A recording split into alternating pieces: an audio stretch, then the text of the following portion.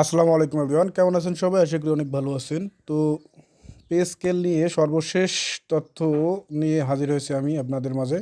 তো আপনারা যে যেখান থেকে ভিডিওটি দেখতেছেন অবশ্যই ভিডিওটিকে শেয়ার করে দিবেন এবং ভালো লাগলে অবশ্যই সাবস্ক্রাইব করবেন এবং সর্বশেষ আপনার মূল্যবান মন্তব্য করে দেবেন।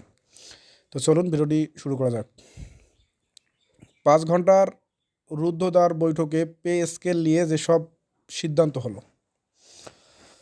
তো আমি আবারও বলতেছি, বিস্তারিত জানার আগে আপনারা যে যেখান থেকে ভিডিওটি দেখতেছেন অবশ্যই ভিডিওটিকে শেয়ার করে দিবেন এবং চ্যানেলটিকে সাবস্ক্রাইব করে দিবেন।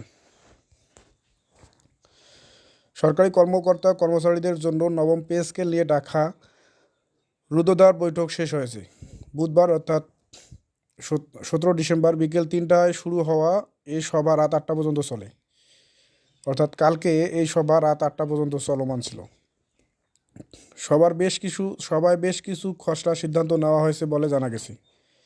পে কমিশনের চেয়ারম্যান জাকির আহমেদ খানের সভাপতিত্বে অনুষ্ঠিত সভার কমিশনের সভায় কমিশনের ডক্টর মোহাম্মদ আলী খান, মোহাম্মদ ফজলুল করিম, মোহাম্মদ মোসলেম উদ্দিন, সদস্য সচিব মোহাম্মদ ফারহান সিদ্দিক সহ কমিশনের খণ্ডকালীন সদস্য ও কর্মকর্তারা উপস্থিত ছিলেন।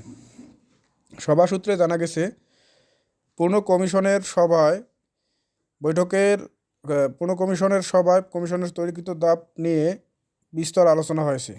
কিছু বিষয়ে সংশোধনী এনে পরবর্তীতে আবারও পূর্ণ কমিশনের সভা করার সিদ্ধান্ত হয়েছে। কমিশনের রিপোর্ট জমা দেওয়ার পূর্বে অন্তত আরও 3টি পূর্ণ কমিশনের সভা করা হবে। এরপর কমিশন তাদের রিপোর্ট জমা দেবে বলে জানা গেছে। সূত্রের তথ্য অনুযায়ী 3 ধাপে পে স্কেলের সুপারিশ বাস্তবায়িত হবে। প্রথম ধাপে পে কমিশন তাদের রিপোর্ট জমা দেবে। দ্বিতীয় ধাপে এটি সচিব কমিটিতে যাবে। সচিব কমিটির অনুমোদনের পর তা উপদেষ্টা পরিষদে পাঠানো হবে। উপদেষ্টা পরিষদ কমিশনের রিপোর্টের বিষয়ে চূড়ান্ত সিদ্ধান্ত নেবে। এরপর এ সংক্রান্ত গেজেট জারি করা হবে। নাম অপ্রকাশিত রাখার শর্তে সভায় উপস্থিত কমিশনের এক সদস্য বুধবার রাত 8:30টায় দ্য ডেইলি কম্পাসকে বলেন, পে স্কেলের খসড়া ড্রাফট প্রস্তুত, তবে কিছু বিষয়ে সংশোধনী প্রয়োজন। এজন্য আমাদের আরও সভা করতে হবে। এরপর কমিশন তাদের রিপোর্ট জমা দেবে। নির্ধারিত সময়ের অনেক আগেই কমিশন তাদের রিপোর্ট জমা দেবে। অর্থাৎ তাদের যে নির্ধারিত সময় তার আগেই কমিশন রিপোর্ট জমা দেবে। কমিশন যে ড্রাফট তৈরি করেছে সেখানে গ্রেড সংখ্যা, বেতনের কেমন সুপারিশ করা হয়েছে এমন প্রশ্নের জবাবে ওই সদস্য বলেন, কমিশন একটি ড্রাফট তৈরি করেছে, তবে এখনই চূড়ান্ত হয়নি।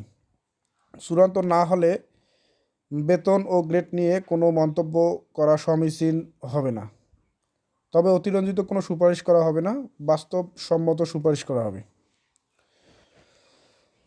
বাংলাদেশ সরকারি কর্মচারী সমন্বয় পরিষদের মহাসচিব বেলাল হোসেন দ্য ডেইলি কম্পাসকে বলেন, আমরা অর্থ উপদেষ্টা সালেহ উদ্দিন আহমেদের সঙ্গে সাক্ষাতের জন্য একটি চিঠি দিয়েছি। ওনার সঙ্গে দেখা করতে আমরা অপেক্ষা করছি। বৃহস্পতিবার 18 ডিসেম্বর অর্থাৎ আজ আমরা দাবি আদায় ঐক্য পরিষদ আলোচনায় বসব। সেখানে আলোচনার ভিত্তিতে নতুন কর্মসূচি ঘোষণা করা হবে। সরকারি চাকরিজীবী বিধিমালা ও শৃঙ্খলা বহির্ভূত কোনো কর্মসূচি দেয়া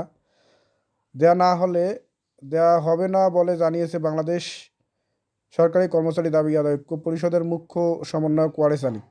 দ্য ডেইলি কম্পাসকে তিনি বলেন, প্রজাতন্ত্রের কর্মচারী হিসাবে ইচ্ছামতো কর্মসূচি আমরা দিতে পারি না।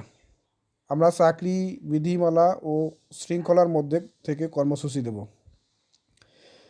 বিধিমালা বহির্ভূত কোনো কর্মসূচি দেওয়া হবে না। প্রসঙ্গত, সরকারি চাকরিজীবীদের নতুন বেতন কাঠামো প্রণয়নের লক্ষ্যে গত জুলাই মাসে কমিশন গঠন করে অন্তর্বর্তী সরকার। এই কমিশনের 6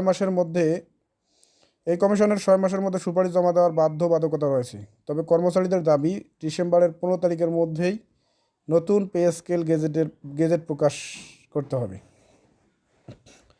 তো এই ছিল আজকের পে স্কেল সংক্রান্ত সর্বশেষ তথ্য। অর্থাৎ আজকে সিদ্ধান্ত হবে যে নতুন কোনো কর্মসূচি আসবে কি না। তো ভিডিওটি কেমন লাগলো অবশ্যই আপনার মন্তব্য কমেন্ট বক্সে বলে যাবেন এবং সর্বশেষ চ্যানেলটিকে সাবস্ক্রাইব করে ভিডিওটিকে শেয়ার করে দেবেন। এতক্ষণ সাথে থাকার জন্য অসংখ্য ধন্যবাদ।